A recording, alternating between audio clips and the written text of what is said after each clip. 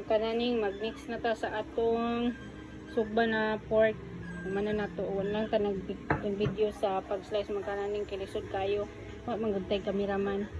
Mano-mano lang na to mga kananing, so sunod na nato ang Bombay para mas tami daghang Bombay. Siyempre, ang atong sauce ang gibutangan og sili kay para maak ang kahalang mga kananing. Kalami na ani. Mix. Panihapon ta mga kananing, ready na ato ang pangpanihapon. Pero wala pa ko kalungag kanon mga kananing. Giuna na ko sudan. Ala na ng kanon lahion lang. So, let's eat mga kananing.